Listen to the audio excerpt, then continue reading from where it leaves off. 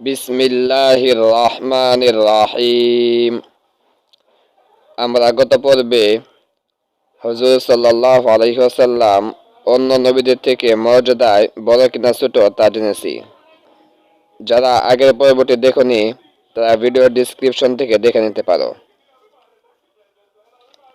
সওয়াল: হযরত মুহাম্মদ মুস্তাফা সাল্লাল্লাহু আলাইহি ওয়াসাল্লাম तमाम उम्र कहाँ रहे?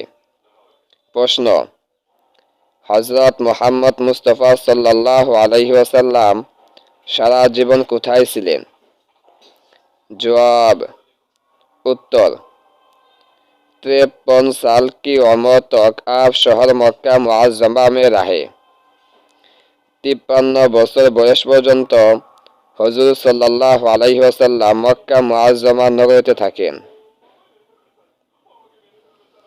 उसके बाद खुदाए ताला के हुक्म से मदीना मुनव्वरा चले गए। এরপর আল্লাহ তাআলার নির্দেশে মদিনা মুনव्वराয় চলে যান।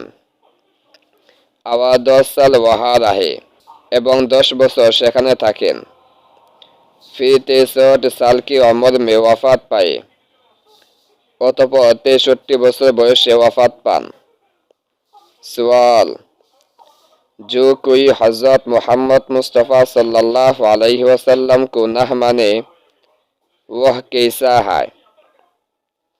प्रश्न: যারা হযরত মুহাম্মদ মুস্তাফা সাল্লাল্লাহু আলাইহি ওয়াসাল্লামকে মানে না তারা কেমন? जवाब: उत्तर जो शख्स हज़रत सल्लल्लाहु अलैहि वसल्लम को खुदाए ताला का रसूल न माने वह भी काफिर है। যারা হযরত সাল্লাল্লাহু আলাইহি ওয়াসাল্লামকে আল্লাহ তাআলা রসুল মানে না তারাও কাফের।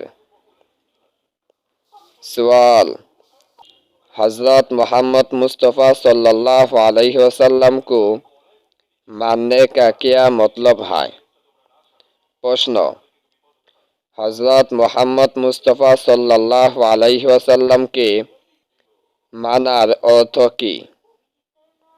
जवाब: उत्तर हज़रत को मानने का मतलब यह है कि हुजूर सल्लल्लाहु अलैहि वसल्लम के मानार अर्थ हलो এই যে आपको खुदाए ताला का भेजा हुआ पैगंबर यकीन करे, हुजूर सल्लल्लाहु अलैहि वसल्लम के अल्लाह ताला प्रेरित रासुल বিশ্বাস করবে और खुदाए ताला की बात सारे मखलूक से आपको अफजल समझे এবং আল্লাহ তাআলা সৃষ্ট সমস্ত সৃষ্টি অপেক্ষা তাকে শ্রেষ্ঠ ও উত্তম জানবে